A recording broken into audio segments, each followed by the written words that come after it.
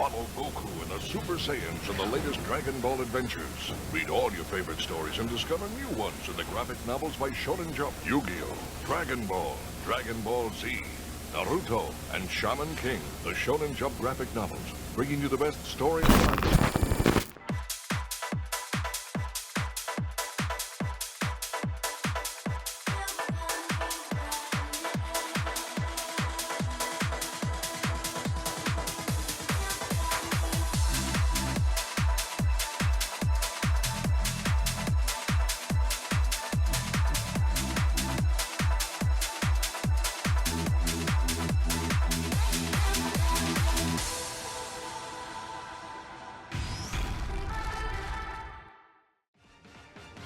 Remember when you first got into Shonen anime, maybe it was Dragon Ball, Naruto, or Bleach, or One Piece, you watched it and thought, man, this shit low-key gas, I can't wait to see what's next for Shonen.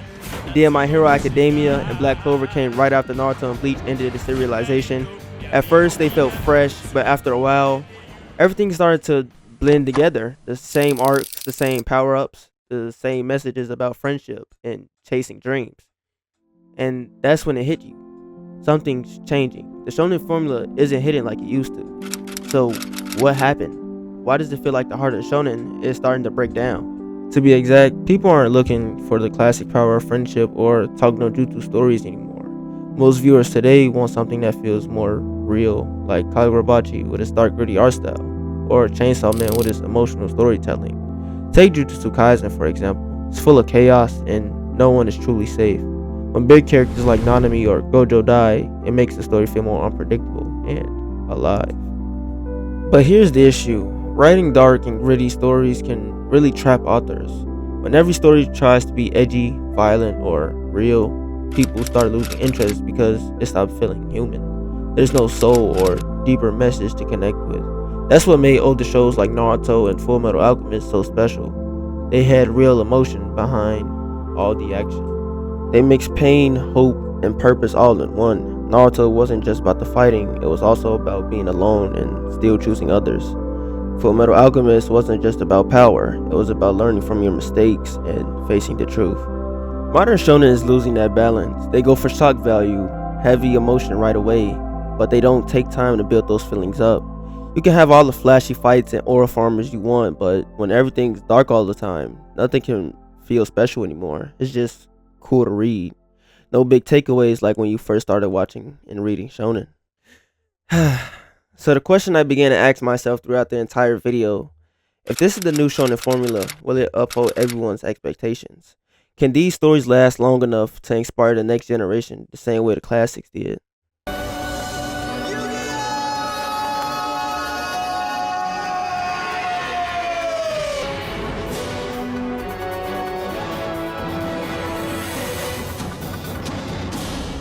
Problem 1. Transition. You're probably thinking that's the only problem with the current formula of shonen. Well, you'll be wrong, because the magazine is falling apart. Chainsaw Man has gotten transition from weekly Shonen Jump to Shonen Jump Plus, so Fujimoto can have more flexibility with his story and his schedule. Jujutsu Kaisen and My Hero has already concluded. Even Sakamoto Days is in its final battle, hinting that it's almost time to wrap up. And losing Sakamoto Days this early in the game could hurt Jump's lineup. Black Clover has also gotten transition from weekly shonen to shonen giga, which is basically hell with a quarter release schedule because of Tabata health issues, but he still plans on bringing his series to a successful conclusion. So that gives the newbies a chance to make headlines, but replacing any of the faces of the current gen magazine is going to be really difficult. So series like Kagurabachi, Ichi the Witch, Kill Blue, and Blue Box are going to have to hard carry the lineup, and not to mention only one of them has an anime adaptation currently.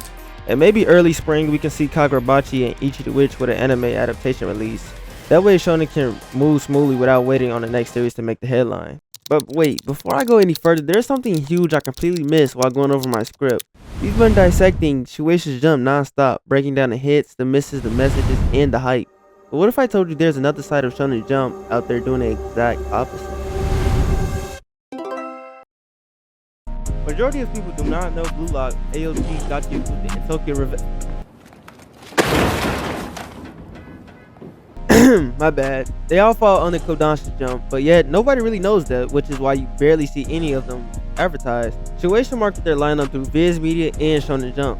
Meanwhile, Kodansha's global reach is smaller, like for example, When was the last time you heard anybody say something about Seven Deadly Sins manga? I'll wait.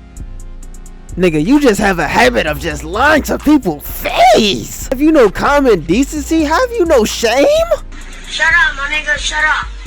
Over at Kodansha, creators doesn't have to follow Shueisha format with friendship, emotional fights, and personal growth. Kodansha spreads across many genres like sports, romance, and slice of life. They have to scatter their variety and are not really selling or hitting the headline.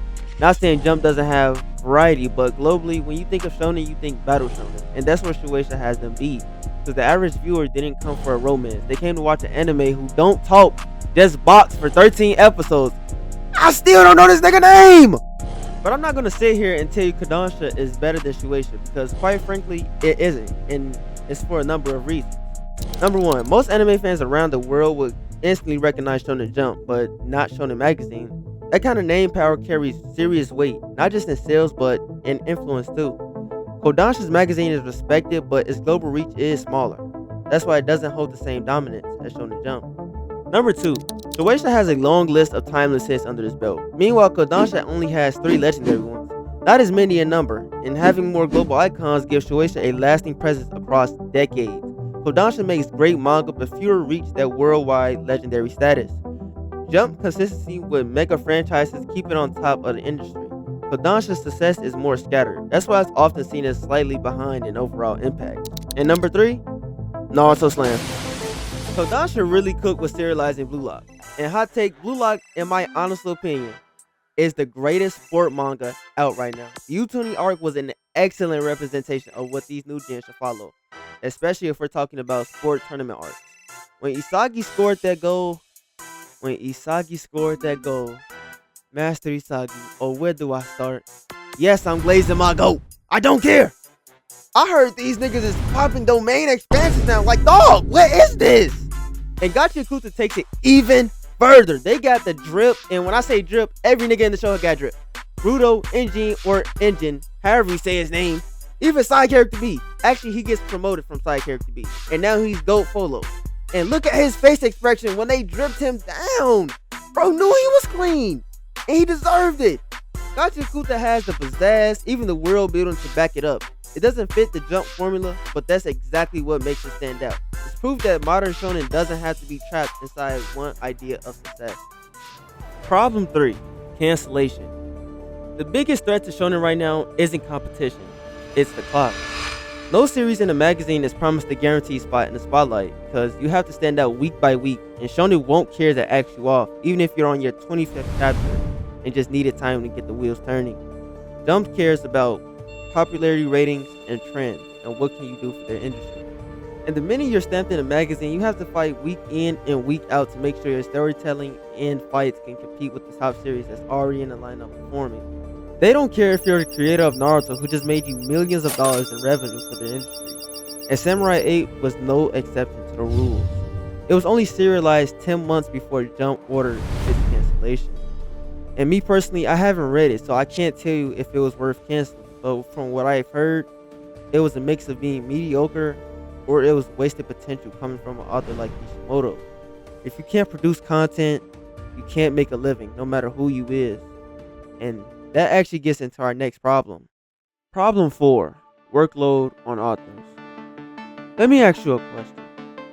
How far would you push yourself just to keep your story alive just another week?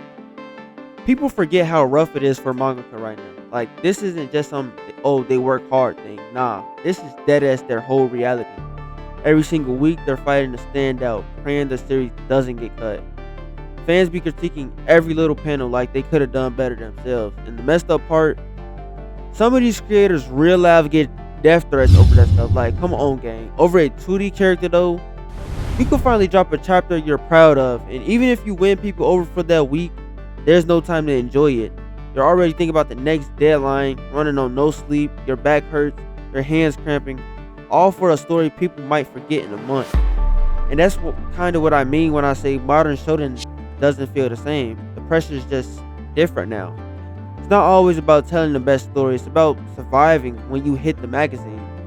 And when you got creators working under that kind of stress, you can feel it in the writing. The pace is going to feel off, the passion just starts fading, and everything feels like it's moving too fast. and that's why you get a lot of rushed endings.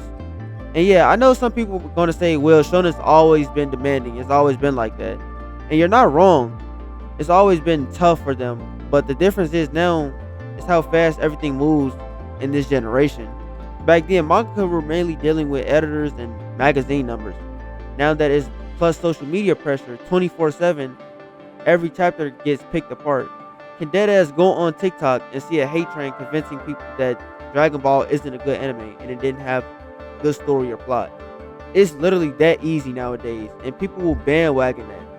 And fans compare your work to 10 other series dropping the same day. So if you don't go viral, people just move on. But even with all that, I still think Shonen's not done evolving. I've introduced 3 problems throughout the video without clear solutions because, well, who knows what the future will hold for the next generation for Shonen Jump. And getting to the end of the video made me question myself again. Is it that us manga readers and anime watchers are just simply outgrowing Shonen? I still don't have a definitive answer, so let me know what you think in the comments.